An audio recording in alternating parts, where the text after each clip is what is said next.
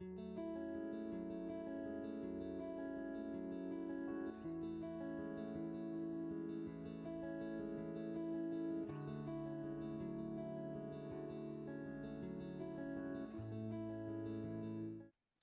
everyone, and welcome to another episode of On the Same Page, Lord Hunt with Friends.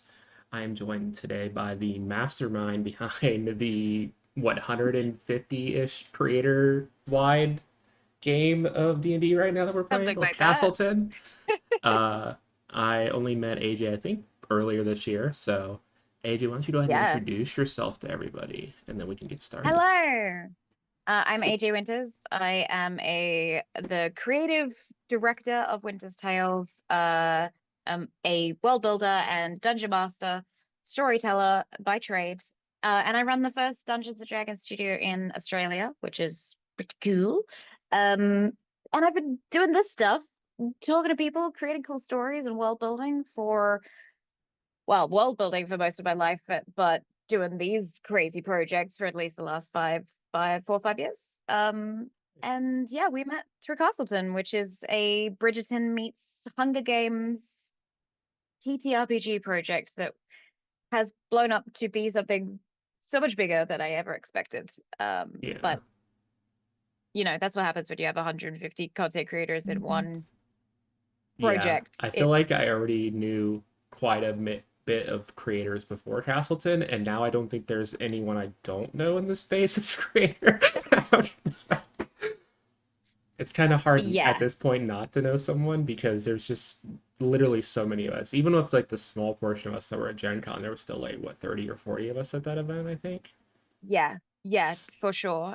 And I think the only groups of people that we haven't roped into everything has been more of the like UK and Europe yeah, TTRPG side. But even that is starting to like join into the conglomeration of creators that know each other, this whole network of people. So yeah, it's pretty cool. I don't yeah, know. I like it. yeah, it's been It feels great. weird to be at the spoke in the middle spoke of the wheel of that. Uh that was very unexpected. I But I'm mean, just really glad that everyone's working together. you That's the told coolest everyone that thing. we could play Castleton and do Bridgerton meets Hunger Games. Everyone was like, okay, cool. And then you probably swarmed with a ton of messages from everyone. Yeah, I think I got bombarded because I made the first video post about this idea and for people to hit me up if they were keen to join. And I think for the next 48 hours after that, I was just getting email after email or message on all the socials asking to join. And I kind of realized very quickly that uh, this project would be a lot larger than I thought it was going to be originally, but Yep. well worth it. Worth it, I I think. think it helped that like as people were responding, people were sharing the video to other content creators, either sending it through DMs or posting their stories. I know I found it off. I think I found it off Gina's story. I want to say. So like I feel Oh, like a lot interesting. of Yeah, yeah, people just like it rolled from there. So yeah. It was sort of if you then got into Castleton, you sent a message to your friends saying, "Hey, come be in this." And yeah, it did kind of grow so much faster and bigger than I thought it would.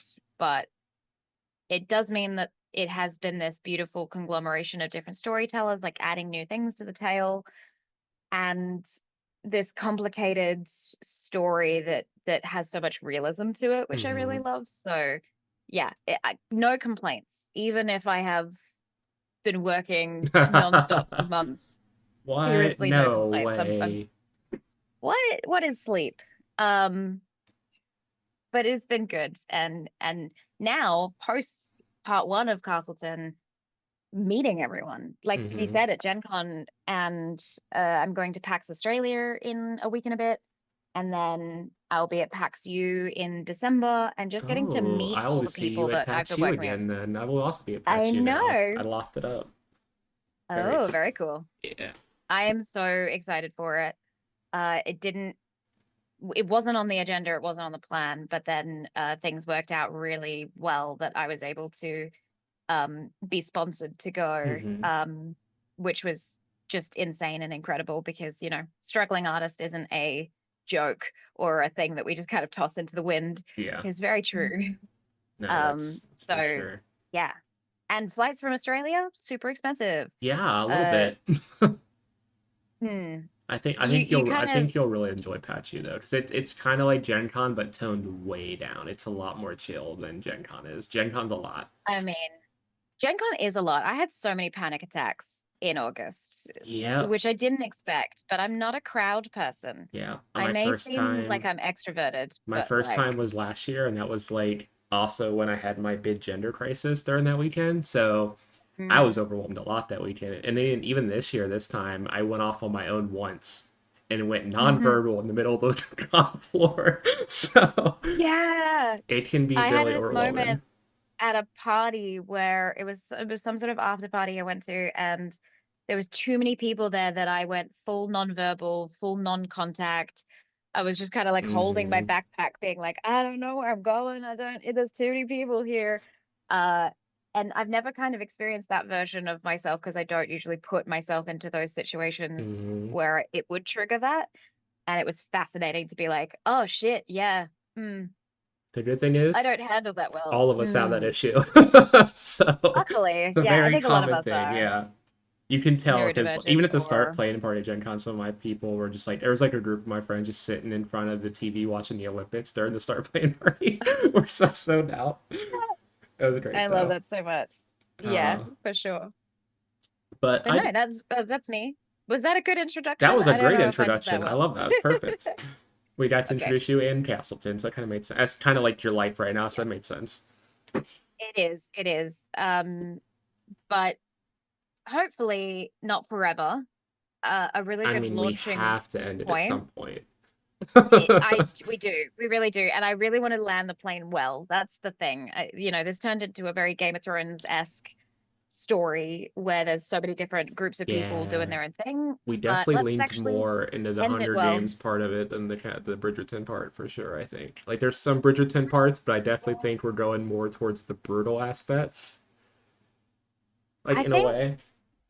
I don't know. There's so many different influences that sort of came to be with that I didn't realize. So it very quickly went from The Hunger Games meets Bridgerton to Game of Thrones meets Love Island, uh, with a Regency twist in a fantasy setting. So that, I don't know what you mean. I've been playing Our Flag Means Death this whole time, so yeah, you have. Yeah, that's what I'm here. that's part of it That's what I'm here to too. play. Truly and honestly, there's so many different corners and crevices to this story, but I know that, well, I just won the innovation in TTRPGs Crit Oh Award, yeah. which was insane. And I'm gonna try and utilize that to make some more cool projects and keep striving forward and doing cool things. Oh yeah. Castleton's just well, I say the beginning, but there's the thing I won the TTRPG Innovation Award for wasn't even Castleton. Yeah, So I this isn't the think beginning, Castleton but just this is like amplify what you were already doing. It get a lot more eyes on you on Winter's Tale in general.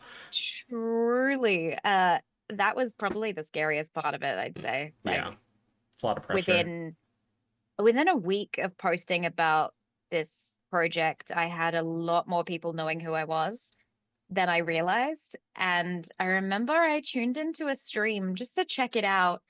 And at one point I followed the channel and obviously the notification came up. Hmm. And then immediately I got a shout out. Shout out for Winter's Tales, like so excited for you to be here. And I Hmm. didn't know anyone in this channel. I was just checking out other channels to be like, what cool APs are there out there? I didn't know these people. And so it was very surprising that the name of the company that I run was suddenly in the zeitgeist of the TTRPG community. And people were like, oh, we've heard of that. Yep, Okay, I'm still in that point because cool. I still have a smaller following, but I know so many people now, so people will know me before I meet them, and I'm like, oh, Hmm. cool. What? Yeah, it's a weird It's so feeling. weird. It's so weird. And I don't think I liked it. When I went to Gen Con, there was a lot of people coming up to me about Castleton, really excited and really happy to talk about it with me and sort of, the oh my God, AJ Winters, like let's talk about this. And I got so overwhelmed. I was like, oh, I don't want to be famous. I don't like this. Not gonna lie, when I saw you at like the Castleton meetup, you looked so relaxed, and I was like, oh, they must have been they must have been a little overwhelmed on the floor because you looked so chill by the time I got to the little after party thing Yeah. we did. Oh, Yeah. I'm not a con person, i.e. like con floor person. mm-hmm. I don't do crowds very well. But all the one-on-ones or the hangout sessions, that's kind of more my speed, and Yeah, that's the I better part, honestly. I relax during those I bits. go to see friends. I don't really go for the con floor as much. Like I'll go and buy stuff, but then I'm like, as soon as I can get off the floor, I'm off the floor. Like I Yeah, think we spent for more sure. time like in a part like in this place part in the convention center with our group just hanging out than we did in the floor. So That's yeah, no, totally fair. I also think I wasn't on the floor at all until other people wanted to be. Especially because I didn't really have the expendable income to buy anything, let I alone the luggage space to take it back to yeah Australia. Because post Gen Con, I went traveling for a month and a half. So it was like I needed about three different climate type, I had to account for three different climates yeah you went on from my trip. Australia to the Midwest to California. Like what?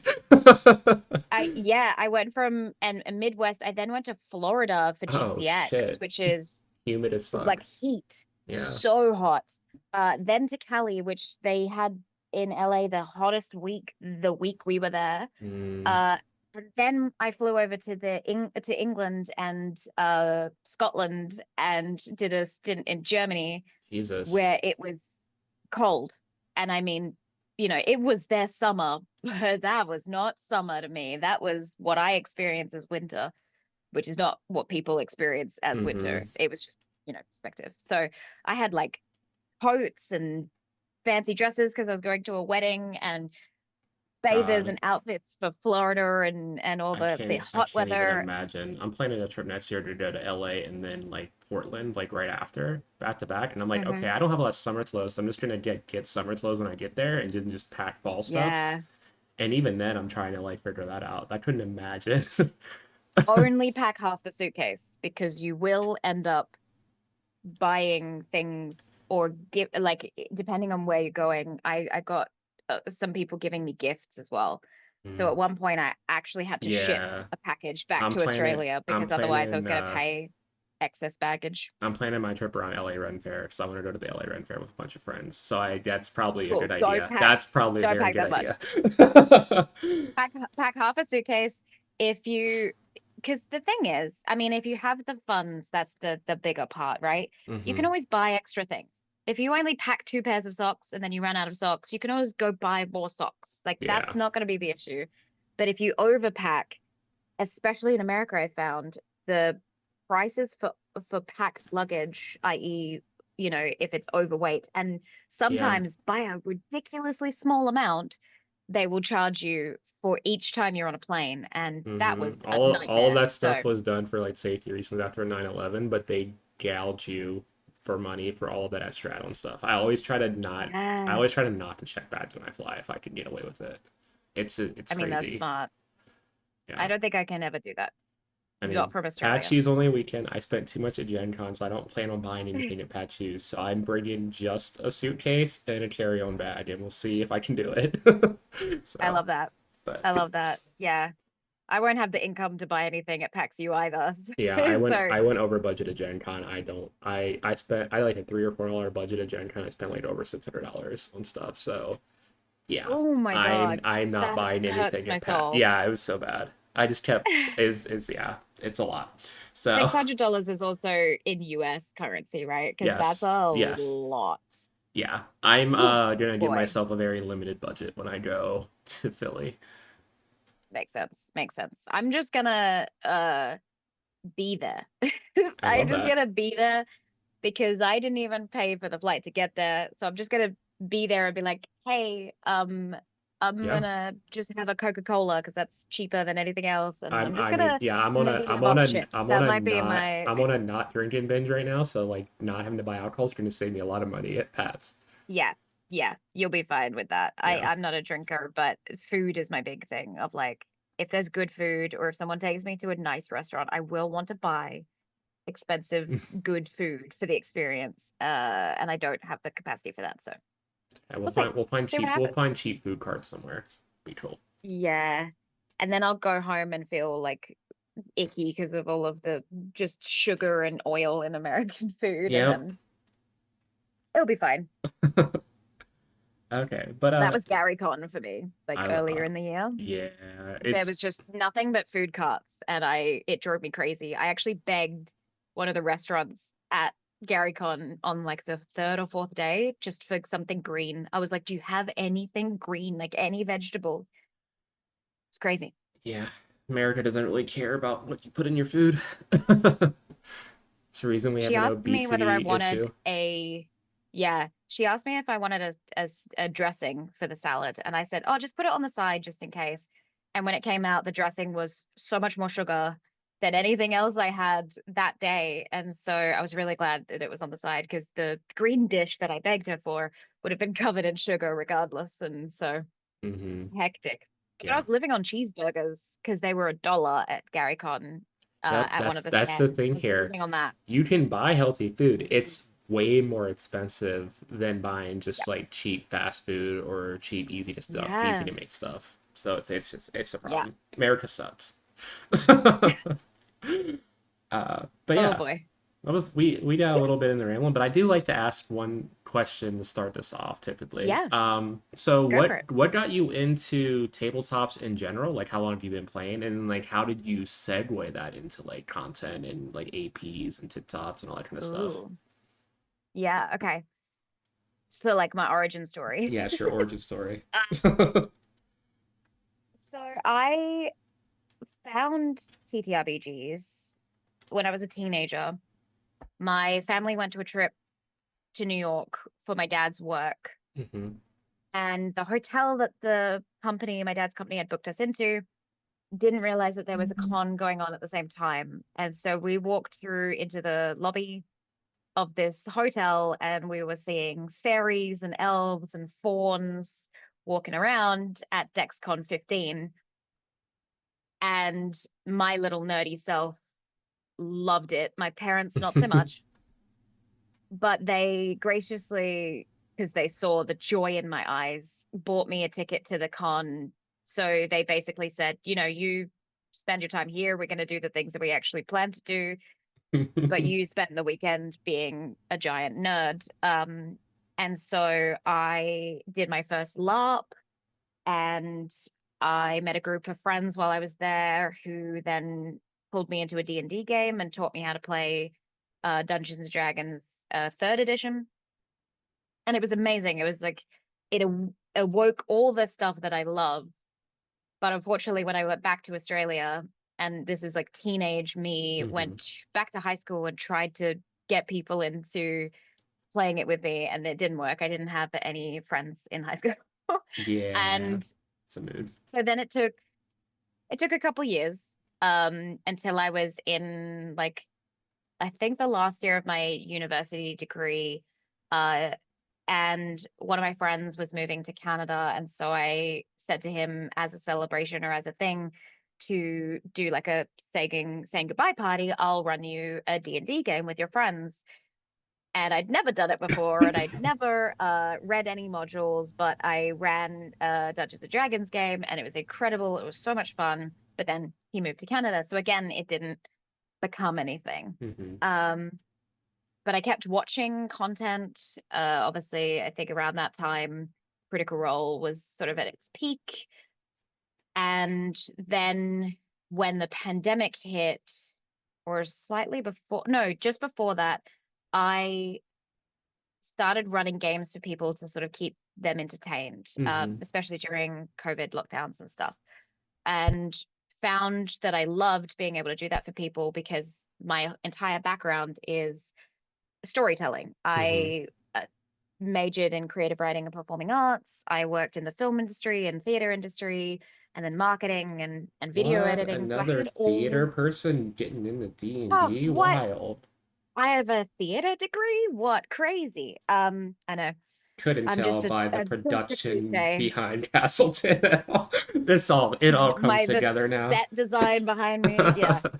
That's also all of my film background, right? So I Hmm. worked in production and a bit was a production assistant, and I did reality TV I worked as Oh my an God. editor and production assistant in reality TV, so I have all of that as a weird background.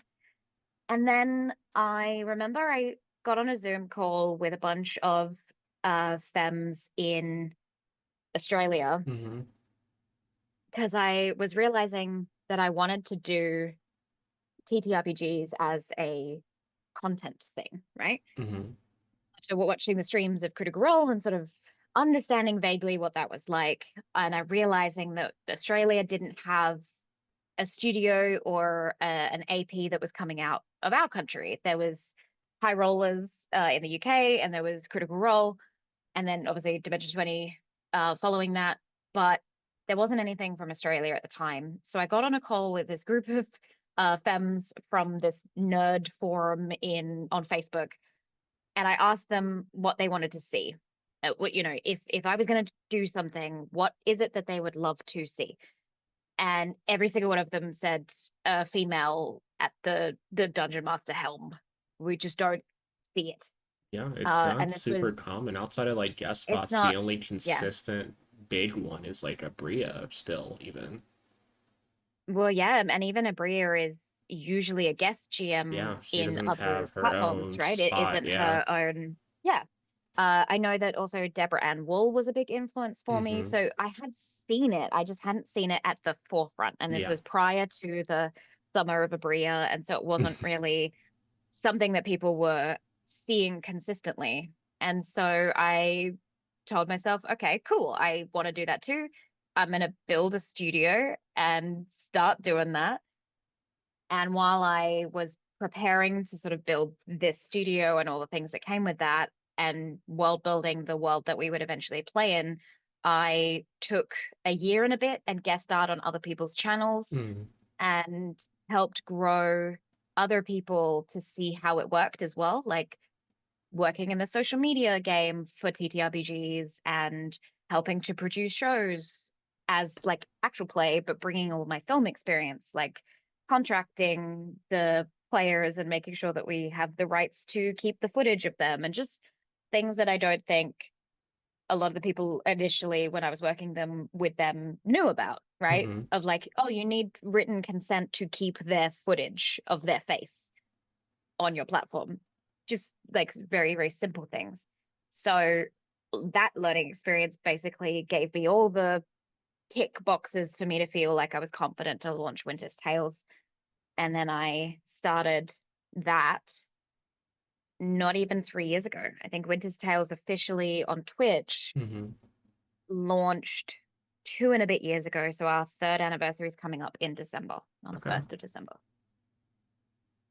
But that was kind of the origin story. And with all the, writing background and acting background and film background and all the production stuff and marketing, it kind of felt like they were all coming together to do what I do for Winter's Tales. And then I just had crazy ideas that I started doing. Is I live by the quote, you don't know how far you can fly until you spread your wings. Mm-hmm. You have to try. You have to try and do the weird thing that's in the back of your head because you don't know if it's going to succeed. I didn't know if Castleton was going to be a flop, and it hasn't been. We're still flying, which is crazy. I don't know. You just got to try, Yep. and that's why all of this exists. No, it So, makes so much sense. I mean, I kind of fell into doing content too because I just got into, I didn't even get into tabletops in general until COVID. Like, I feel like I started playing like a few months before COVID hit, mm, and then fell deeply, deeply into a West March. And then towards the end of mm, that, and then is when I got pulled into like the initiative order and started doing content on there and learned how to run tech and all that yeah, stuff. And then it's like when the initiative order ended, it's like I guess I can just do this myself on my own channel. mm, And now I have no yeah, free time. It's fine. So yeah. I think that's the thing. You I have get to to. no sleep. I think for the people that enjoy making the content or enjoy it as a career, it is one of those things that just kind of takes over. Hmm. But I always feel bad for the people that just want to play an actual play and decide to make it a content thing because they get very overwhelmed very quickly with the whole shindig that comes with that, right? Yeah. I had a lot of people messaging me when the studio started surfacing and content was coming out, being like, oh, I'd love to do what you're doing. I'd love to build a studio and run a studio. And after talking with them for, a little bit of time to ask them why and what they need and what their budget is and all that kind of stuff, I was starting to realize that a lot of those people didn't actually want to run a studio. They just wanted to be in a studio. They wanted to Mm. play D&D in a studio. And I was like, yeah, totally fair. Do you know the other stuff that comes with this and how much money it's going to cost you and how much time you're going to sink into this and sleep? You're not going to sleep, Yeah. especially if it's a passion project, right? And I feel like you and I are similar in that, like when you have an idea and it takes over and you hyper focus about it, Mhm. And good luck. I don't do this full time. I have a day job, so it's like I go work 8 hours and then come back and like I'm planning stuff. Or if work is slow, I will have campaign notes up on my computer at work, incognito, working on shit. Like I did a little bit Yeah. today because it was a slow day. But like I've even had to like Yeah. schedule my stuff out to a point where it's like I'm still doing a lot, but it's more pre-planned because I still want to play in people's stuff too when I can. So yeah, Yeah. it really adds up time wise. It certainly does. And I don't know how people do it when they have a full-time job and then spend their evenings also running a company, especially if it is running a company. We forget, if especially if you don't have a team, people really don't understand that you're not just running a D&D game or running a TTRPG, but you're also the social media marketer, you're the PR person, you're doing all the finances, Hmm. you're running the business, you're contacting sponsors, you're doing contracts. Like that's everything is usually one person unless there's a team of people doing it. Yeah, I'm lucky that And that I don't know how people do that. I've just started dipping my toes in the sponsor. Like I got my first couple sponsors lately, and it's just like I'm slowly getting into like Hell the yeah. business side of everything. But I have help now with some of the stuff. Like I have someone that makes me maps for Yeah. my shows. I have someone that makes me character art Woo. and intro videos, and they all do it for free just because they want to help out, which is so nice. Because I am not It is a artistic. blessing.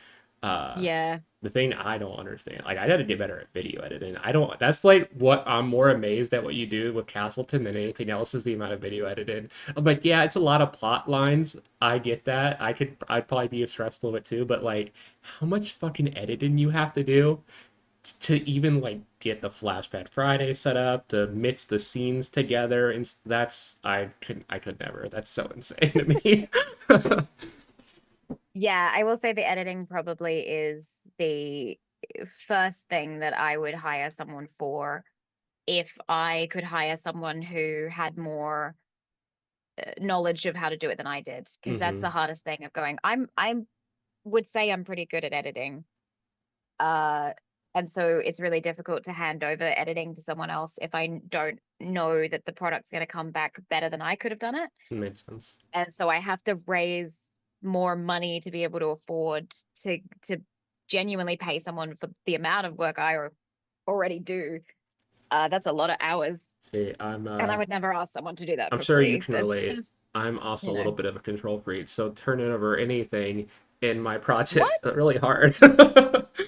Like, Yeah, it's a learning lesson as well because there's been a couple of instances. So prior to my TTRPG career, there's a lot of instances where people would let me down or hmm. sort of betray my trust in certain aspects, and it does kind of make you wary when you're going and running your own business because it is your livelihood or your reputation or your income source.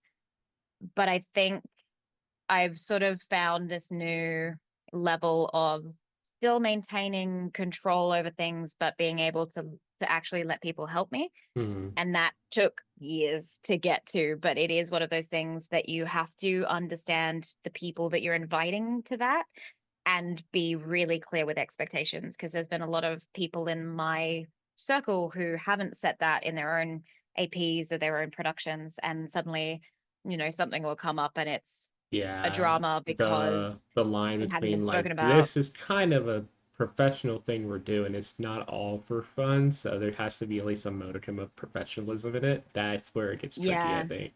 I don't think a lot of I people think it's realize also just that. talking about it. Yeah. Yeah. Well, there's also a difference and a divide within the space, right? We talk about the TTRPG community.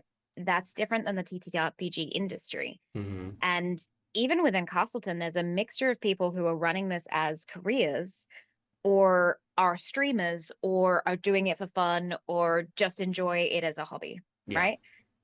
And you have to understand that there's always going to be that mix of that. But when you're doing a project, of setting that expectation of, hey, this is what the project is, this is what the outcome is, this is my livelihood, whatever it might be. But those conversations ahead of time are Hmm. so crucial to be like, is this just a hobby for you?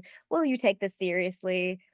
Yeah, What are the I'm in expectations that that you weird in have? between where like I am lucky enough to have like my finances covered by my day job, so this is not a hobby Yeah. for me, but it is. I still treat it professionally. I get somewhere in between. Mm, Like I think my yeah. main goal is to just get my content to the point where it makes enough money to just put back into itself and keep it running better and like more sustainable, more than anything else. Yeah. That I way I love that. can bring That's a good people goal in to and get to as just well. help. I can pay players and pay people that are involved and just help out other people by bringing them into my Yeah. content more than me needing any money from any of this stuff. So, which is really Yeah. nice. I mean, that's the ultimate goal, right? That's one of the things that I really strive for in the space is offering a community that is not competitive with each other. Mm-hmm. Because I think there's always the side of things where it can lean that way. But I'm so adamant to talk about collaboration and bonding with people and then rising together. Because if we Yeah. can all build this as an industry, where we're actually profiting, or even just putting the money back into our channel so we're not actually making ourselves broke by doing this, then hopefully that continues to grow so that people can get paid for the work that they're doing, even if it is sort of in that in between hobby and career. Mm-hmm. People still deserve to be paid for their time and talent and energy. So if we all build together to get to that point, then hopefully we can all get to a point where it's like, oh yeah, we have money to be able to pay players or the people volunteering their time, because I think that is something we will get to in the industry, if that makes any sense, No, it especially makes for total like sense. where all the AP shows are at our level. We're sort of in that in between where we're not, hiring people in a studio in America like Dimension 20. We're running it on the internet as Twitch streams or YouTube Mm-hmm. channels. And so there's a whole other level to that in terms of finances, where I think, yeah, if we just keep building, hopefully it does become something that is financially stable for some people, or at least not in the red, right? Like Yeah. not making people lose money. That's Yeah. the I think it helps when you do find people like all the people in Castleton are being really collaborative and like generally nice to each other. Because there is so much of that like toxicity of the Matt Mercer effect where everyone's like, I want to do that. And it's like, cool. Their trained voice actors have put a shit ton of production level into their studio. You can't just grab a group of your friends and just expect that to happen and then try to step on people to do so. It's not a good look. Yeah. I think that's the hardest thing, right? There's this mentality in some spaces where it's outdoing each other. And Mm-hmm. the thing about the TTRPG space is that can't be how we operate, because then there isn't an industry to run. Exactly. If we're all burning the bridges to get to the top is going to be incredibly lonely and not actually profit anyone, not even the people that get there. So it's this whole industry mindset in some spaces where it you just kind of have to go, hey, uh this shouldn't be a competition. We should celebrate each other's wins, because when we do that, it actually Yeah, it benefits everyone helps else grow more. the I don't industry. know. Like the better Yeah. each AP does, the better it is for each of us instead of putting each other down and Yeah. competing for times and spots and stuff. I don't know about you, but I Yeah. just want I to. just I mean, obviously, I think you get this. I just want to play and run games with everybody at some point. Like, I want to just run as many and play as yes. many games as I can. That's like the main reason I Yeah. got so into APs. It's just Mm. fun. But I think people don't. Yeah. People just sometimes don't see that, and it's sad sometimes. But I think the community I is think getting to a people, point where people are more cognizant of when people act that way.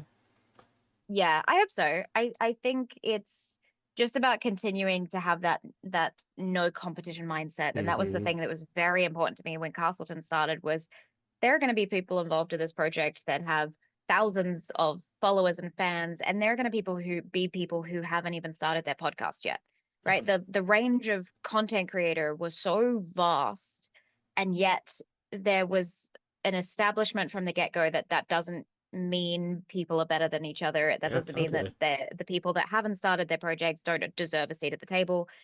And it created this whole environment of positivity, which I hope will continue to filter into some of the other spaces where there is that competition mindset. Because the thing is, yes, there is a time commodity. A lot of people talk about it in terms of content, right?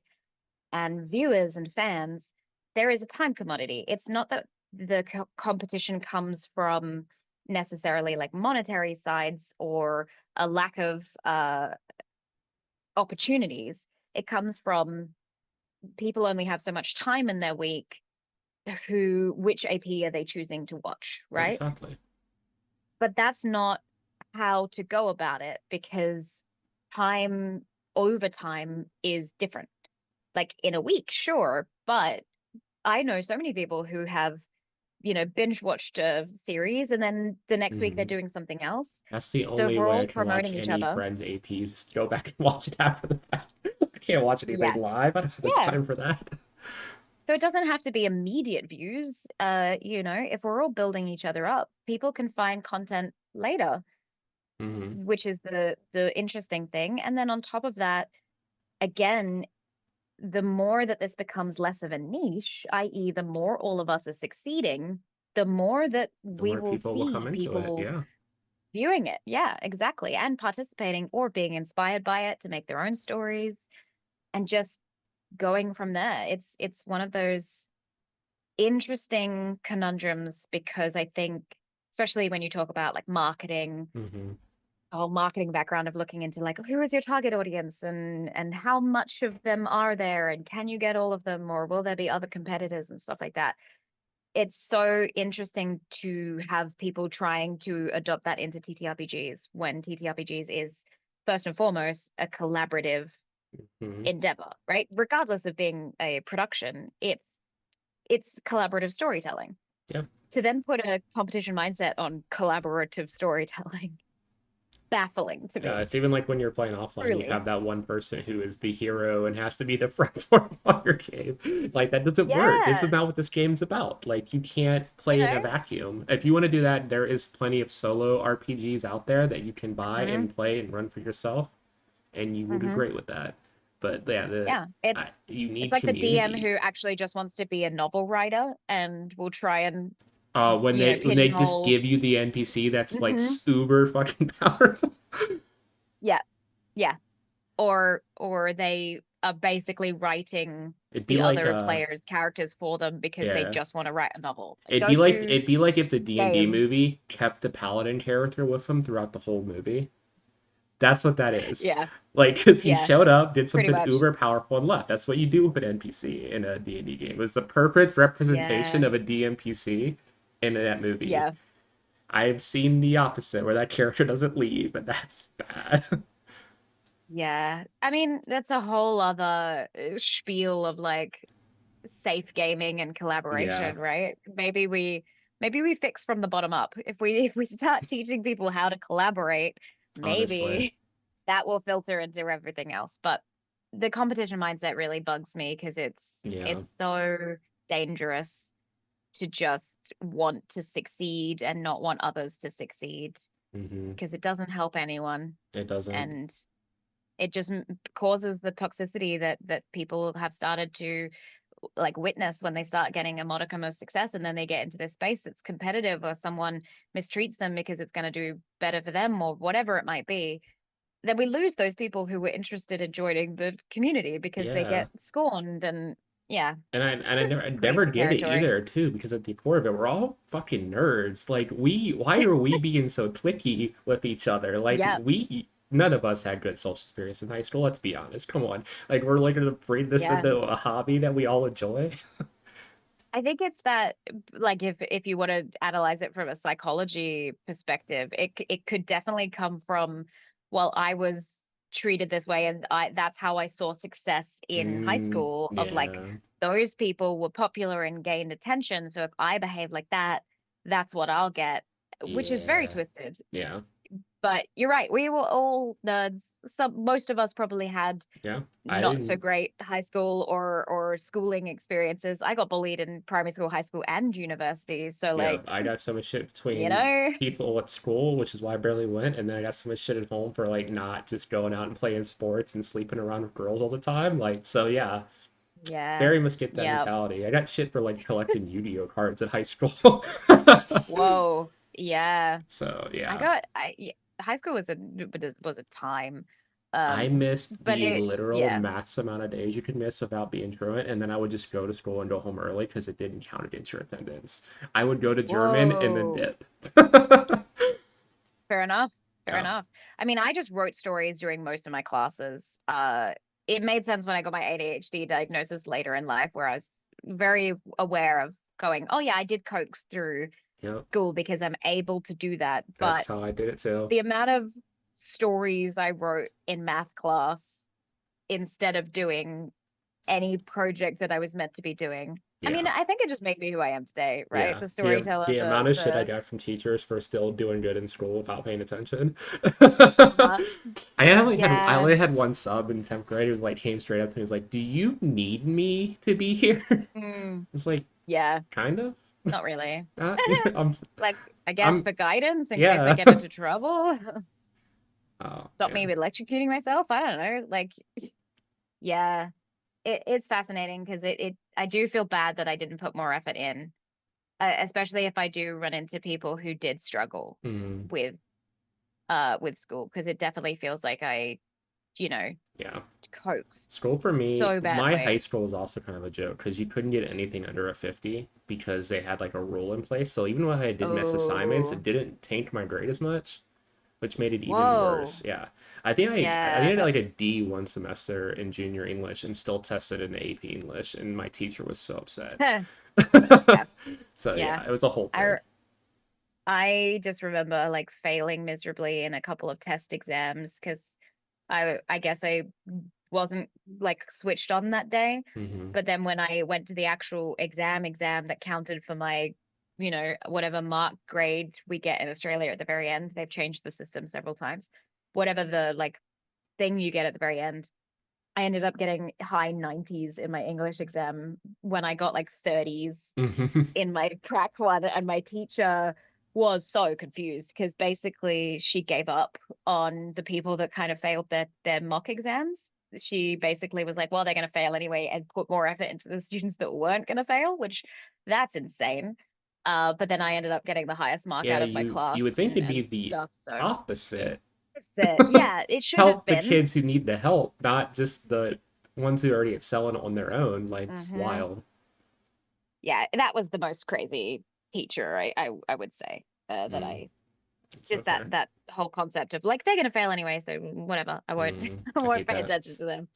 That was really bad. But hey, I proved it wrong. So But yeah. Anyway, we kind of touched on it a yeah. little bit already, but why don't we turn it over to our lore dump? Because I think we've touched on what your topic is going to be a little bit throughout this. So why don't you go Oh ahead and yeah. tell everyone what your Yeah, yeah, topic yeah. is, and we'll just continue to yap Go from about there. it. Sure. So this was the most intriguing thing because you came to me and you're like, hey, like what topic do you want to talk about? Hmm. And I wish I was that kind of neurospicy where I have something that's I'm super passionate about, that it kind of comes out of nowhere. Like if you found out that I was really into unicycles or something, or aerophysics, that would be really different. But I do what my hyper focus is. So my topic that I wanted to talk about was world building, because first and foremost, that is what I do Hmm. prior to the storytelling aspect. I've been a world builder since I was young, like young, young. And I find that I do that without even meaning to. Someone will tell me a story and or something that is actually history, and I'll end up building something in my head rather than a plot line. And now I do it as a coach, Hmm. as well. So I offer world building coaching to sort of get people out of what I call world builders block, instead of writer's block. And I like to make the worlds that I create or help to coach people to build their worlds, even if it's the most ridiculous fantasy setting, to feel realistic, right? Hmm. Because even if you have like a vague plot, your world is going to feel so vastly encompassing, and you will be able to fall into that to be just enjoying the experience. Whereas if there's like loose or plot hole-ish kind of world building, it kind of takes you out of the experience, I'd say, in terms of like even movies and TV shows or books. If the What? world Movies and building TV is, shows have plot holes? Whoa, no way. yeah, but Me they have not plot thinking holes, but they of also the have millions of plot holes in world Marvel building, right? timeline. Yes. Yeah. But that also comes down to like there are world building plot holes. Hmm. Um or world building holes, I guess, where there's things that are missing within the world where you go back. I mean, not to bring up uh J.K. Rowling, but the whole part of someone asked on Twitter, I remember, about plumbing, what happened in like Hogwarts before plumbing, and the whole like cover up was that they just used magic of like, oh yeah, wizards used to shit there's so themselves. many questions she fielded after the fact those books came out that she had to just make up answers on the spot. She's not a And great that's the thing. author, to be honest. Like, as Yeah, much as the exactly. nostalgia, as much as me as a trans woman having a Harry fucking Potter tattoo on my arm, But like that's I the thing, read so right? much We fan fiction of it now that's so much more well written than anything that she ever I did. love that. I love that. It's it's that kind of like world building plot holes that I think people don't realize, Hmm. and yeah, she's a prime example, regardless of the nostalgia or the passion that some of us still have, even regardless of how fucked up that situation is. But Hmm. sorry, I don't know if I'm allowed to swear. You are We totally could allowed to maybe swear. bleep it. I'm Australian, so I should have asked that No, question you ahead can of time. swear on all of my. I can't contain myself from swear. That's on all my channels, so Okay, you're fine. okay. Um, but regardless of that situation, like the world building plot holes is something that I experience from a lot of people where they'll say something or do something and then later I'll be like, but this was the case that you mentioned like back here. Um, so that's what I do. I love world building, and I love to just go on those tangents in my brain, and I'll write notes and weird Hmm. things, but it's first and foremost my biggest passion. I could just do that if that paid money. No, that totally But makes sense. unfortunately, the world building comes with other stuff, right? Yeah. And the storytelling is part of it, but the world building is my like deep-seated passion Yeah. of As much as creating I something real. want to run as many systems as I can, it always comes down more to like I get one random idea and I'm like, Mm-hmm. okay, how can I make something around this one thing? And then it totally goes Mm-hmm. more into the world before I even get an idea of what the story is going to be, where I'm going to run it, what I'm going to do it with. Like Yep, I for always have to sure. have a solid framework in place before I can even start piecing in backstory and then building the world out even more Mm. from there. Just because like that's one of the reasons Yeah. I can't run modules. I just like I can't. No, I need to get. I need to know how this is in my head. I can't just read a world that someone else has built and then add on to it. No. Yeah. I have never run a module. Even when I attempted to try and do Strixhaven, I changed everything Hmm. immediately. So there's that. But I also find that you do it one way or the other, right? Either you build the Hmm. world first and then you create the plot and the context within it, or you have the plot and the context and then you start having to build the world around that. And both ways kind of work, or somewhere in between. But it is this process that I also like researching. Hmm. Seeing how other people do it. I have several books on world building of how different authors have started.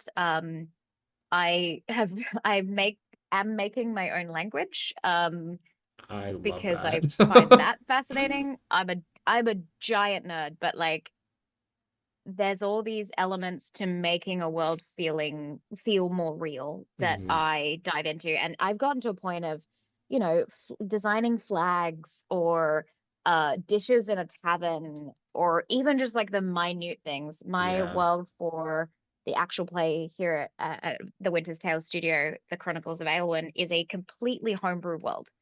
So there are no D&D races. There is Hmm. nothing from any D&D books. There's nothing from this world either. And there's been a lot of times where someone will say something and I'll turn to them and be like, what is that? What do you mean? Because that's just a fun like joke that we have within the studio to say something that we would know. like keen as a peach, and then I'll turn around and be like, what's a peach? What what is that thing that you're I talking love about? that so much.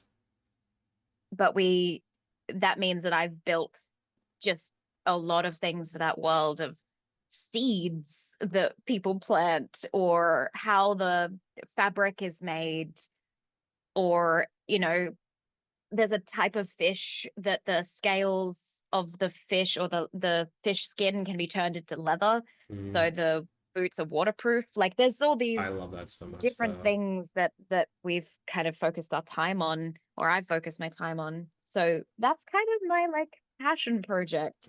I'll have to go And I back and love, add that to my watch list because that sounds so interesting. Uh, yeah, I it's a lot. I am currently writing a game and I want to have a world around it because the whole concept of the game was like, okay, what if the world was based around the different schools of magic instead of cultures, and then they developed around Ooh, those? I have cool. the game mechanically done. Like I could run a very structured version of the game. I will not release this. I am going to be doing an AP of it monthly and bringing in writer friends to build Ooh, out the whole world before I even think about releasing anything because I love it's that. not done. I have so much that I want to do in this. I Yeah. was talking to Diana the Rose in an earlier episode of this, and their background's in zoology. So we started talking about like zoology and biomes Ooh. and stuff. I'm like, God damn, I got so Mm-hmm. much more to add to this world. Truly and honestly, my list of world building techniques, especially when I'm doing all the coaching as well, there's so many categories that I don't think people even realize. There's so much. And you can get into so much. Like when I was doing even the stuff for Castleton, it's going, okay, what are the different like biomes? What are the creatures? What are the weather patterns in this area of the world, and so on and so forth, especially if you want to make it feel realistic, right? Mm-hmm. Um, but that kind of stuff is amazing when you get to have all the different categories of this idea of like the different schools, and go, okay, well then what does this mean for this, and so on and so forth.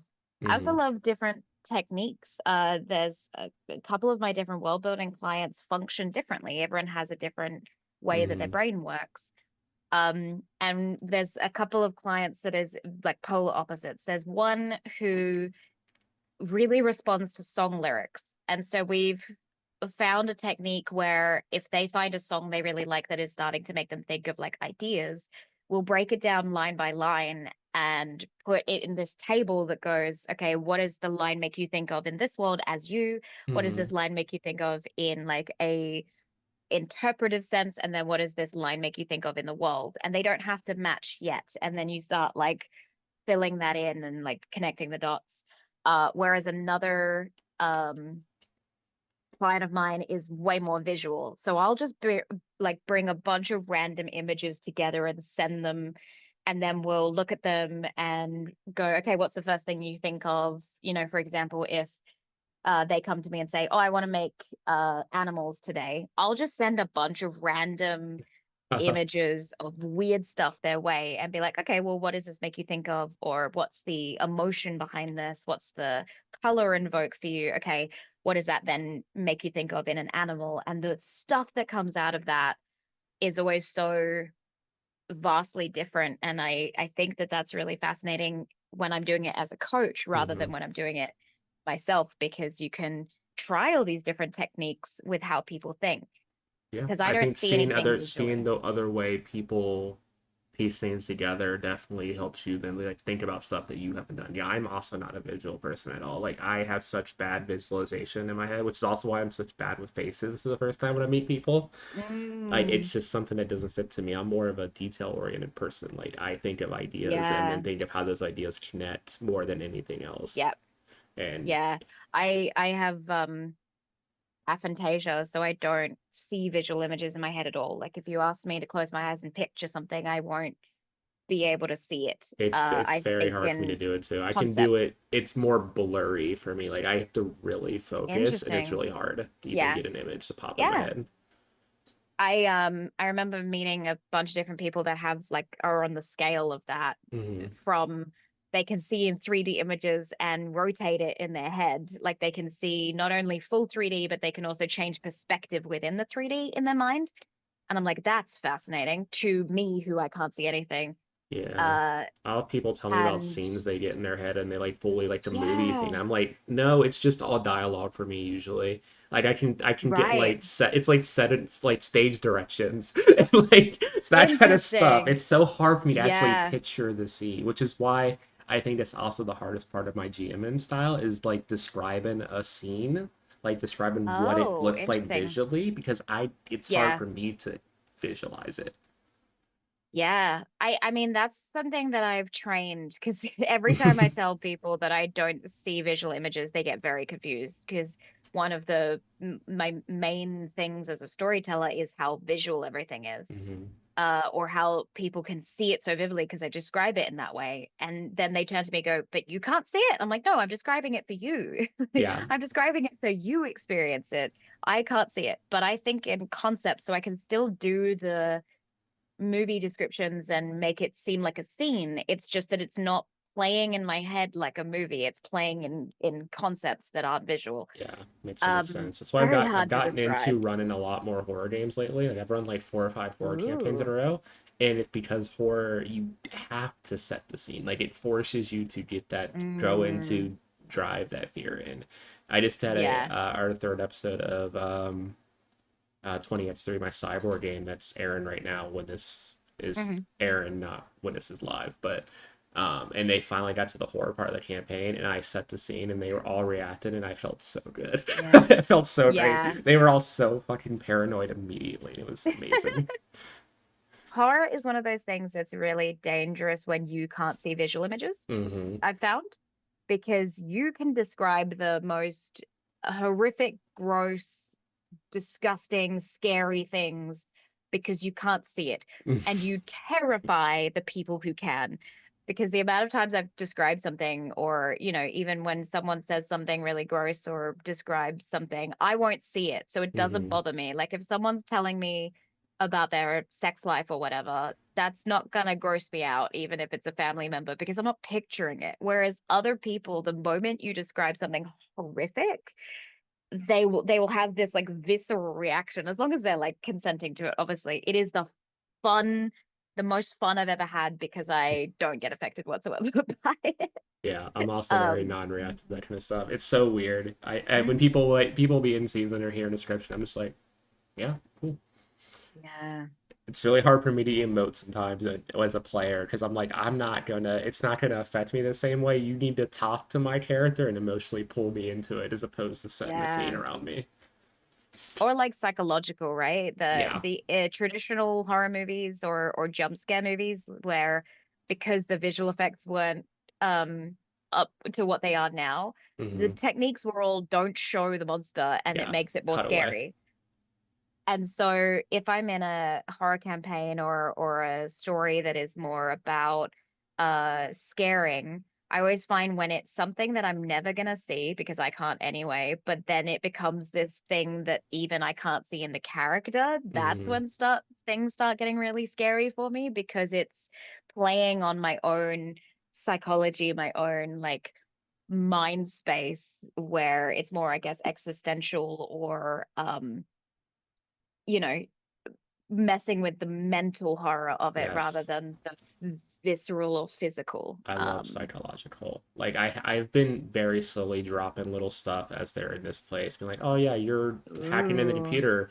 You blink for a second, it looks like the computer's bleeding, and then oh yep, it's fine. You completely go back to log the yeah. system, and I'll spread that out. And then at the end of the episode, I Mm, literally had because they were all getting like infected. I have like my own sanity meter I'm doing ooh, behind the screen. So every time they yeah. fell, Very I'm cool. sending them private messages of this Yep. being. And at the end of the episode, I had the one person alone who was most infected, and I had her show up and just slam him into the ground after Ooh, like talking to him all nice and motherly. And that's how we ended the yep. episode. And everyone after we do a little Whoa. talk back after when it's just us, and everyone was Yep. just like, yeah, I was like, yeah, so we got 2 weeks now, guys, until our next episode. So feel free to sit on That's my that. favorite. I got called the queen of cliffhangers for the Chronicles of Aelwyn because that is genuinely every episode You have I to. leave it on something. Yeah, that's how TV shows work. Yeah. I worked in TV. I was a TV writer for a bit. Having an episode end on wanting to find out what happens next is a technique. That's Yep. the whole point.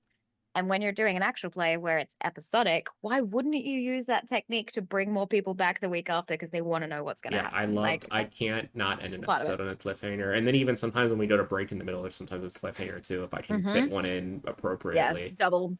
Yeah. Oh, 100%. We've had three Yeah, episodes so far that's in this campaign. Two of them they've ended with being ambushed, and then the third one was that scene with the mother showing up and slamming him into the ground. So it ooh, like it's yeah. so good. And then it comes back and I it's just love like it that. gets resolved quickly. They're fine again. It's like it's better, and Mm-hmm. then right back to the, the episode. Yeah, It's such a fun thing to play around with. for sure. Like that's the dream, right? The Mm-hmm. slowly immersing the story more. Yeah. I don't know if I will be able to do a horror anytime soon. So I've got like Castleton, and then next year I've got a bunch of other things that I want to kind of focus on, but I have wanted to do some like more spooky related actual plays at some point. I just don't know when that's going to be, Yeah, unfortunately. I kind of It's just fell into doing a ton of them. I did Monster of the Week, and now I'm doing Cyborg and Roll of Darkness, and then I have a Candela Obscura love game it. planned in the future. So it's just like I don't know how this Ooh. happened, but I'm just gonna roll with it for right Yeah. I mean, if it works for you, it works for you. And if it adds to that whole being able to visually now. describe things, it's such a good practice to get into, especially if you have aphantasia, or using the like Photoshop technique where if you can vaguely picture one thing, but the moment someone describes the next thing, you can't add it. I always teach the technique of going, okay, well, take the first image and copy and paste it onto the second image. So it's Mm-hmm. not adding the next thing, but it's now the same thing. So if someone goes, oh, there's like a green couch and a lamp above, like a chandelier above the green couch, a lot of people will see or vaguely see the green couch and then vaguely see the chandelier. But I do it like, no, no, just see the green couch, then copy and paste the No, chandelier above. And now it's a green couch with a chandelier above and that it's a makes different so much image. sense. Because when I do try to like visualize stuff, it's usually from stuff that I've seen enough times Yeah, that there's at least a little bit of a visual in my head it's a about it. go-to. Yeah, Yeah, creating yeah. So images it's just cannot. I cannot do it. Yeah. So that's a technique that I used to teach or do when I was doing theater, because a lot of the theater stuff was always like, oh, imagine you're in a forest, and I can't do that. So how do you kind of add to those techniques? And I remember talking to someone about the fact that they can see one thing, but as soon as people keep describing other things, it just went away. And I Hmm. was like, well, layer the images, and then it's the same, then it's just one thing. And it works for some people, but it's always a training thing. It's always the same with when people in actual plays or dungeon masters talk about doing improv classes, right? Hmm. You have to train or practice those skills. Otherwise, you're not going to develop them. And with people who don't see visual images, practicing describing visual images or practicing seeing them, like, working on developing that within your brain is something that you can do to a certain extent. But yeah, it's hard. It's a fully repetition type uh method. So it's good that you're kind of doing that with your different horror or like spooky campaigns to like Hmm. practice the visual stuff because it become a natural thing as time goes on. Yeah, for sure. But So yeah, kind of sidestepped away, but it's totally fine. I have a question to bring us kind of back to role building. So, like, yeah, go for it. how have you approached with the role building behind Castleton? Because like the amount of stuff that's tied together, like I don't even feel like I know everything in this reel because I'm purposely not trying to watch other people's content. So, like, True. how do you keep not just like the storylines together, but like all the different nations and the gods and the demigods and everything that ties together in such a way that in the city that we're in now? Mm. So, good question. Castleton is probably one of my most intriguing world building situations because it's probably one of my least built out worlds. That Hmm. doesn't mean I haven't done it. It's just like in comparison to some of the others where there's flora and fauna and like types of cakes that you can buy at a store. I have less stuff solidified for Castleton because everything is changeable as it goes. Yeah. But I started the world building process for Castleton before we started the show. So I pitched the idea and then I realized I had maybe 3 to 4 weeks to get it to production. And I did a couple of streams because I do sporadic world building streams with my community where I sort of pose them, not anything plot related, but sort of pose the ideas of certain things that we needed. But I started with the nations because that was my initial concept for the world itself, right? The floating demigod city, three mortal nations below. What does that look like? Why is that the case? And what's the difference between the nations? Because I wanted an easy way to be able to bring in players into the show and then be able to put them in different groups of people. So the Mm-hmm. easiest thing was to go, well, let's establish what the different cultures in the mortal nations are, because that's going to inform the different familial groups or the different political groups or whatever kind of factions were forming across the landscape of the world before they even got to the demigod city. So I knew that there were gods, demigods, and mortals, and then that the mortals were divided into the three different cultures of the mortal nations, and then other things kind of formed from that, like pirates that are kind of What outside, a little bit outside what of the pirates? What are you talking yeah, about? yeah, Privateers. that's the thing. Totally. And they kind of formed outside of the worlds, but then it came Yeah. down to doing all the character meetings with the players because you have over 100 players, and every time you do a character meeting, the world gets more and more established, but only for the characters. And Mm-hmm. then you have to kind of weave those things together. So I had people pitching that they wanted to be a royalty of one of the nations, or part of the church because they wanted to play a cleric, and then goes, okay, well, what is the church that exists in this nation and why is that the case and which god does that relate to? Mm-hmm. And then I sort of started making the list of gods because I knew I needed the pantheon that were involved in the main plot, and sort of created the list of them. And slowly but surely, everything started piecing together uh, in terms of the context of the world building. So, how everything works before the plot's been put over the top. Mm-hmm. The interesting thing with the plot is I have no notes. I don't Yes. know how, but it's all in my head, which it probably shouldn't be. I But don't ever take notes. I yeah, will get a plot point, I will look at a backstory, and I'll start it, and then I take notes during the episode, and then don't look at them again. So mm, it's just all yeah, vibes. it's I find because Castleton I can't really plan, Yeah, uh, there's too and many it's moving parts. really there's too many moving parts, so it's really pulling on my improv skills where I can't even plan scenes. I have Mm-hmm. a vague gist of what might happen, but I start it and I run it and I fully improvise what happens in it, and then that informs me about the next recording session of how that might go because of the decisions that players have made in that one. And it sort of just has to flow like that rather than me going, here's the overarching plot. So the world building is kind of the most important thing of Castleton to make it feel real for the players so that everything makes sense when they make choices. Like it has consequences, or it sort of builds into the world building factor. My favorite part is all the date locations. I think that's really fascinating, of just trying to create these fantasy fun date locations that are semi-regency but also in a demigod city that has magic. So it's always Yeah, I haven't finding even thought of that like because I this. know we've touched on some romance stuff for my character, but I didn't even think about that whole aspect of like we actually need to go somewhere to do that. Yeah. So for example, there was a sushi train kind of a restaurant, but wasn't sushi. It was a conglomeration of different types of foods, but it all Hmm. sort of arrived to you on these like floating plates and such. That's so cute. Um, there was a cafe that is liqueur, where there's a wall of just taps, and each of the taps has a bunch, like all different types of liquids. And so you could basically, like when people mix all the slushy flavors, you could make whatever the hell Damn, you want. It has every type of liquid I drink cannot have a available. Naira find that place.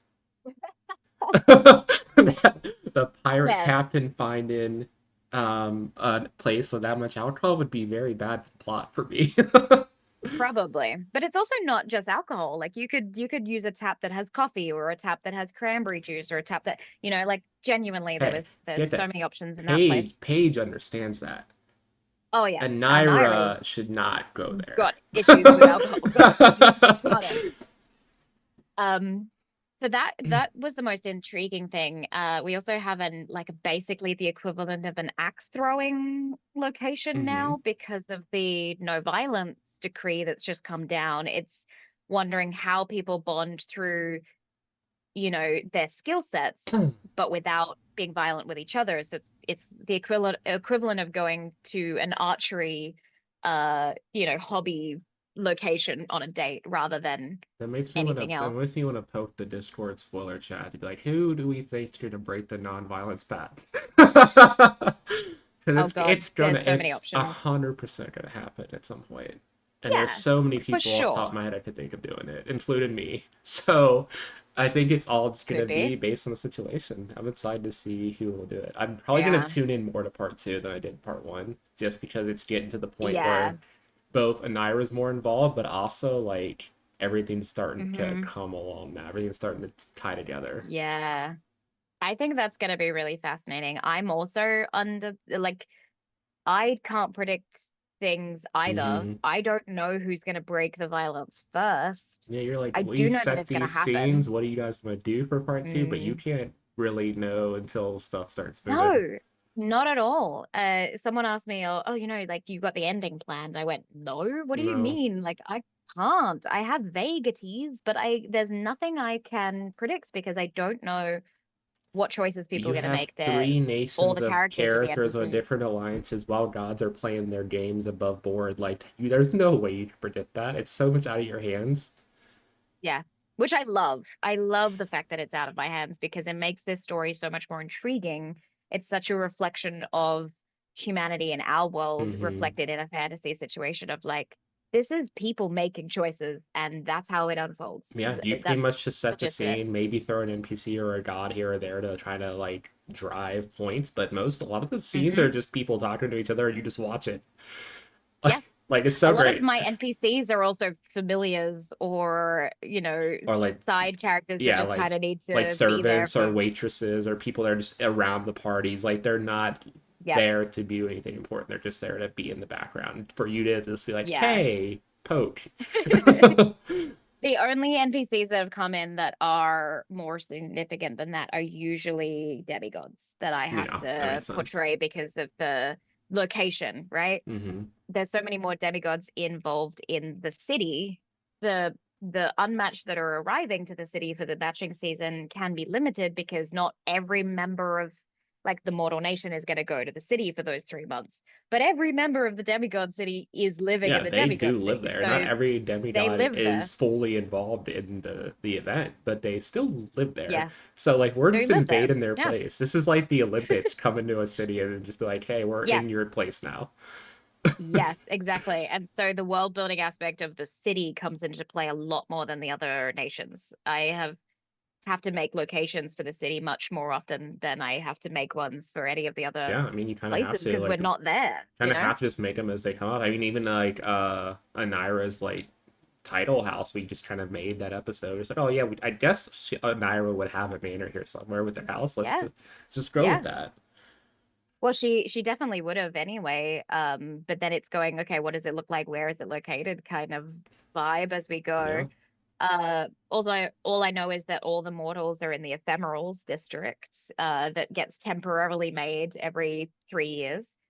So there's a whole other city involved in this that some people haven't even explored because their scenes have only been, in the big grand ballroom of the city or in their own estate. So yeah. we'll find out kind of where people are going to go on dates or where Yeah, things are going two. to I start think happening. two of my three scenes were at different parties. So, Hmm.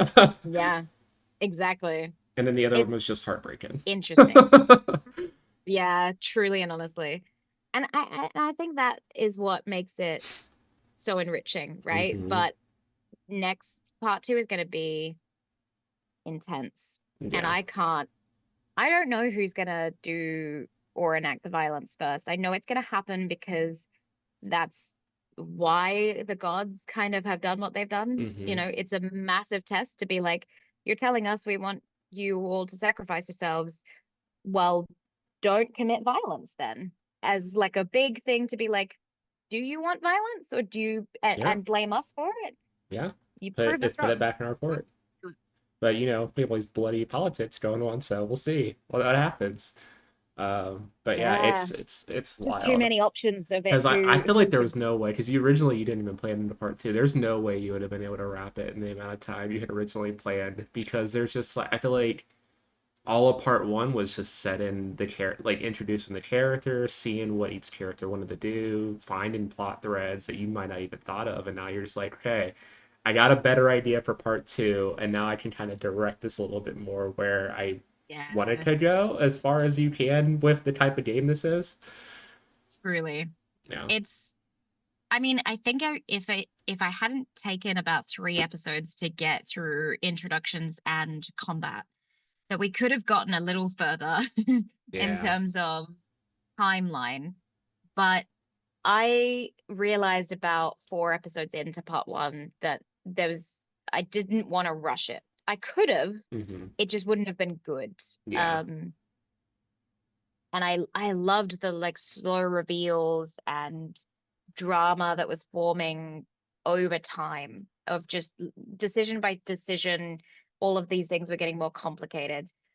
I could have done a rushed version where people were Hmm. dying more quickly or, Yeah, but now whatnot, but I don't think it would have you been get as all good. the messiness that part two is going to be. I can like there's going to be there's So much mess. I know what's like planned for my character, and that's already fucking messy. So I can only imagine how Hmm. messy everyone else is. I was talking to Justin a little bit about it because I did his podcast episode the other night, and Oh yeah. Luciano is very tied to my character, so we were talking, and I was like, dude, we're about to be it's about to be great.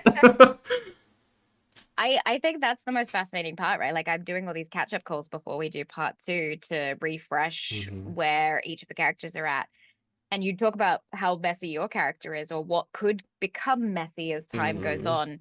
And then you multiply that Yeah. with Yeah, each 120, of us have 125 characters. storyline threads that could potentially go in so many ways, and then we throw all that together, it's just chaos. Yeah. And So so many love triangles.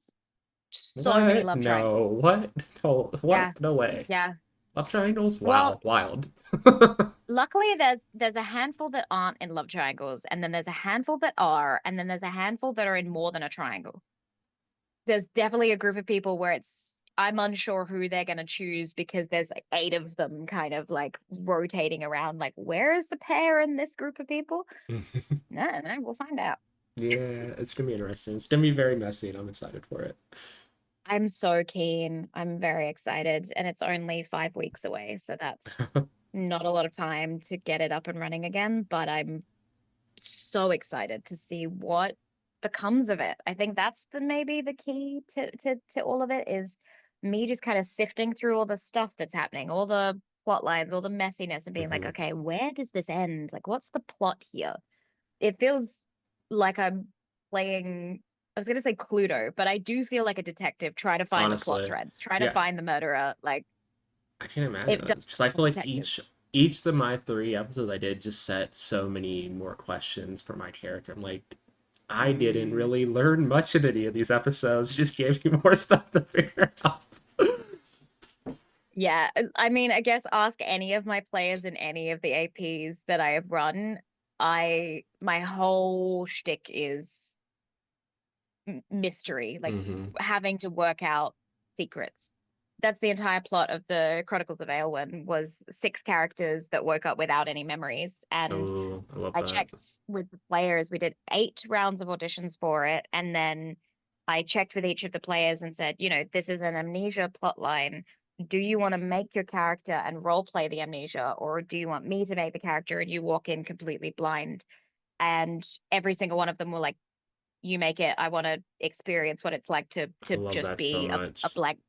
So they started with an empty character sheet and basically played character bingo for the first season of the show, trying to work out who they were. And it was this massive conspiracy Hmm. mystery. There were so many things. Each of them woke up with a list of names and had no idea Hmm. who those people were, or if they were related to them, or if they were assassins sent to kill those I people. love Like they that had so no clue. much. Yeah, Mm, I read a sci-fi game that I ran that I had something similar. So I obviously real built that whole universe, and the yeah. android races in that world could, if their bodies got old enough, they could reset their software, so they would kind of Ooh. like reincarnate in the same body. Mm, And I had one of my like longest friends in this, like my longest friend in the space was in that mm-hmm, campaign, and he was like, "Yeah, I'll build my character now. I'm not going to build what happened before or anything like backstory wise from before his mind got wiped." mm-hmm. This was the first campaign I finally got him to break on Ooh. screen when the reveal came Whoa. out about his backstory. Mm-hmm. He was like Yeah. literally like stuttering blue screened from the reveal. It was so Oh, great. that's It was such a yeah. satisfying thing because I think that's the biggest thing for me as a GM. I love to see people react. Like that's my favorite. Like if I can get you that emotionally invested in the game and your character that you yourself have an emotional reaction and take that with you after the game, then I've done Mm. my job. Yeah. You've made people feel something. Yeah, That's sadly. the whole point of storytelling. Yep, sadly. As long as it's also done safety. There is also like a Yes. caveat there of going like, okay, mental health is a big thing. Mm-hmm. Make sure that like Yes. once Make those sure you traumatic moments know happen, where or you you do can break pull. someone, that you Yeah. check in. Yeah, Yeah, yeah. exactly. You debrief afterwards, and you also like spend time getting out of character, so there's Mm-hmm. no character bleed. That's a Yeah. big thing, and that was something I was very conscious of in Castleton. With like, hey, these are some dark themes and romance and all sorts of stuff. Like, please be aware that Mm-hmm. flirting with a character does not mean flirting with a Yeah. player. Let's be really clear about these boundaries. And a lot of the relationships that are formed in Castleton, there's so much more conversation in the background that the Mm-hmm. audience might not even see, of talking through what people consent to and establishing things ahead of time, like especially the Millie and Otto plot line. Yeah, I mean you have to. There was so many conversations about how does this work, because it's a lot of player agency and power dynamics, and Mm-hmm. it might make people uncomfortable because of how much control he has over Millie and that sort of stuff. But it was something that the two players were totally down to Mm-hmm. piece together with each other and experiment with, but also check in every single time. Yeah. So there's a massive caveat to like, yeah, make people feel emotions, but also No, that makes so sense because like sure you're not even taking it the Naira away with with you. Evie was kind of like an after the fact realization, and Hmm. even without any scenes with Jenna whatsoever, me and Jenna taught Hmm. so much behind the scenes before I even wrote that letter. Yeah, So yeah, yeah, you just it's have to. important. You have to communicate that, especially in a game like Yeah, that where like the main thing is you need to be matched by the end of the season for yeah. different reasons, whether it's alliances to try to win and be elevated, for like my thing to get my Hmm. title. Like everyone has their Hmm. reasons to do this stuff and be here, but like that's such Yeah, a it's such a communicating. It's yeah. you know what goes back to being it's collaborative. Collaborative. It's all about communication and collaboration. That's the biggest thing with Castleton, and also playing with the two biggest themes of love and Hmm. death Yep. is massive, right? Especially in an AP. Character romance is something that's really uh important to talk about and be very aware of before going into. It's not something you can do casually, Yeah. because it character bleed and emotions, and with acting training, there's so many actors that have fallen in love with their co-stars because there's character bleed and all sorts of stuff in the world. So of course you need to really process those things if you're going to do it in an actual play or in a Mhm. game at home. And so playing with that, and then also your character may die, or it's very likely that your character will die.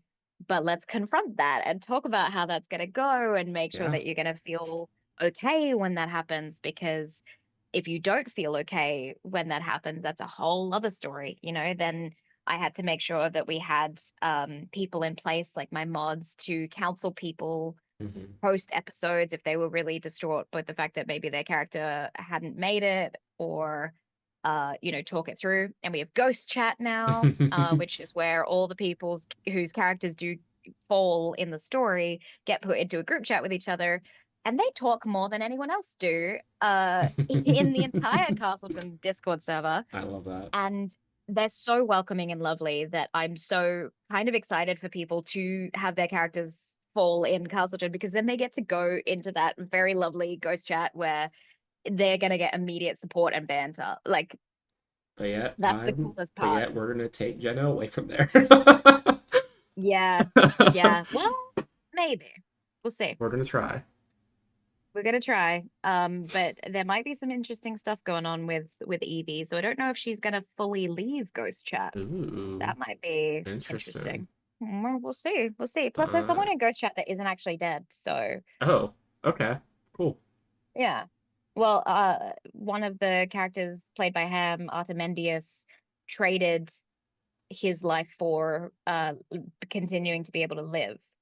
And so he's Ooh, still technically alive, but he's in Ghost Chat because his I character kind of love that. seems like they have died. So As there's someone interesting. who made a deal with being very connected to life and death, I'm very excited to Mm-hmm. see how I tie into all that shit going to start. Yeah, I'm partly 100%. excited, also scared for Anira, but she'll be fine. She's a big girl. She can't ignore herself.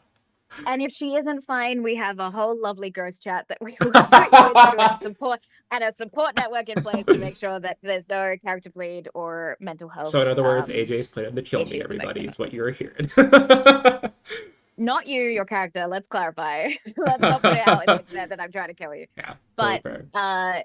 no, and that's the thing. Because I don't know where the plot is going, I Hmm. genuinely cannot guarantee anyone will survive. No, that's Who so knows? fair. You just gotta kill everybody by the end. So Everyone's care just gotta not survive. Just the whoever this, matches that whoever wins yeah, matches season are the only two mortals that make it out. yeah. Who knows? It might end up being really Hunger Games that there is only two survivors. We'll find out. But it's one of those things where I'm not trying to kill any characters anymore because I Yeah. genuinely think they're gonna try and kill each Yeah, I other don't think you have in to the do that story. at this I point. don't. It's just I've gonna kind of maybe happen barely itself. interact with a lot of people, and I'm already on so many people's radars because pirates are apparently everyone wants to kill us. Like, why? I didn't do none of us did anything. How dare? Yeah. I think people took the word pirate and went, here's all my opinions of that, which is Yeah. fascinating because I'm like, you don't even know if these pirates are doing good things. Yeah. You just assume Which that they're villains, we're not which is bad, interesting. really, honestly. Mm, We're like a I little guess it comes from chaotic.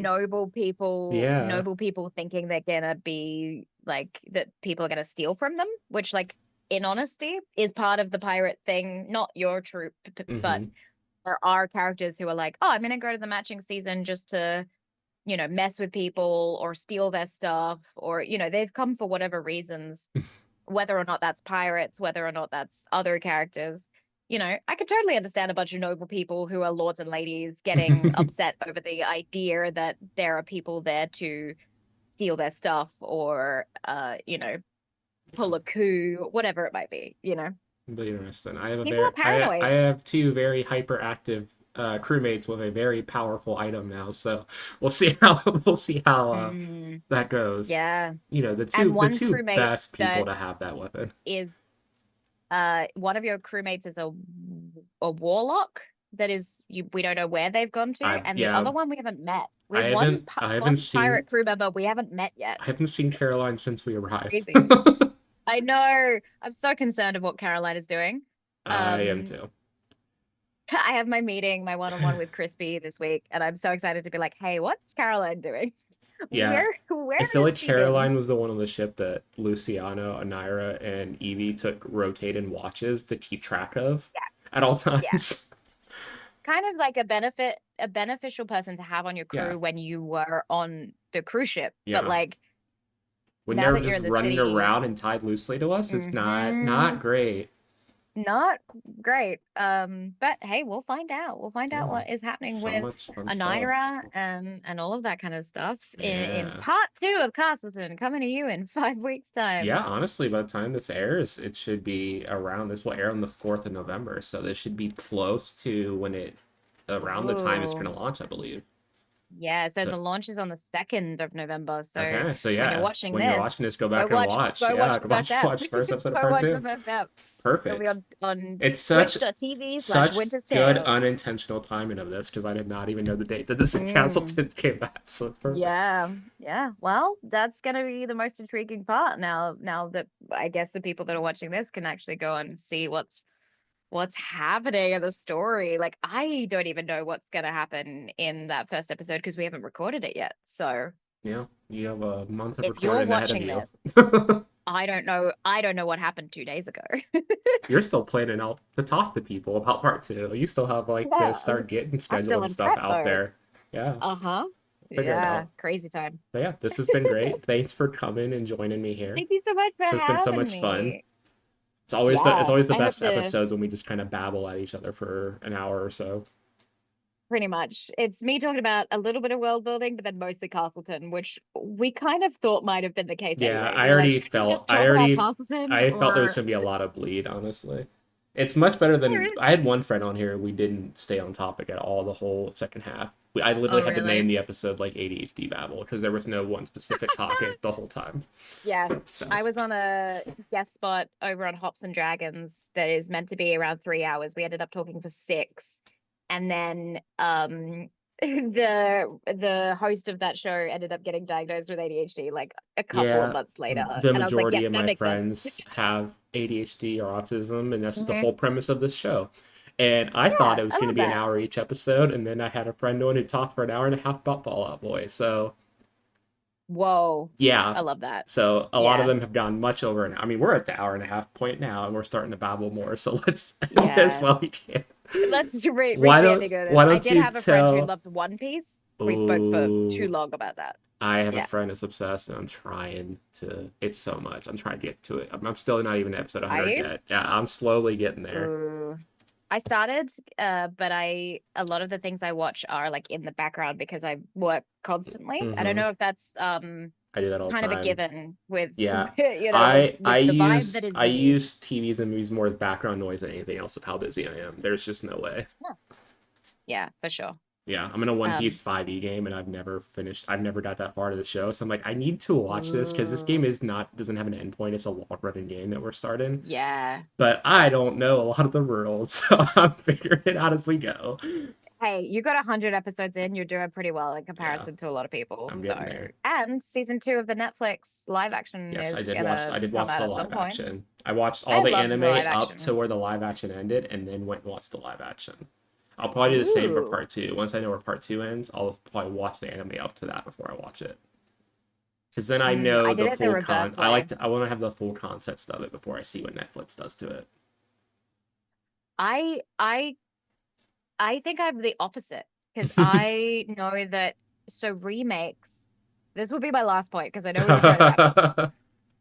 But I know that remakes, so especially if there is a TV show or a movie being made about a book, I will watch the TV show or movie first because usually, like more often than not, 9 times out of 10, people will complain that the book was better, Yeah, right? that's fair. Which means that if I do it the other way, if I read the book or watch the original source and then the remake, I'm going to always be disappointed, or at least 9 times out of 10. But if I do it in the reverse order, if I watch the remake, I'll be like, oh, I love the remake. And then if I then watch the source material, I'll be like, oh, it's even better than I thought it was. Yeah, So that's so I don't know. I fair. live in That this. was me with the Maze Runner movies. I watched the Yeah. first Maze Runner movie, was like, oh, this is really cool. Went and read the books. Was so upset when the rest of the movies Hmm. came out. They changed so fucking much. I was Yeah. so They upset. changed so much. Yeah. Yeah, But that's so the thing. You just you gotta gauge your expectations. If you're the person I that's mean, gonna get like we said upset. earlier, I was a Harry Potter fan growing up, so I already am used to that whole issue. But Yeah. Yeah.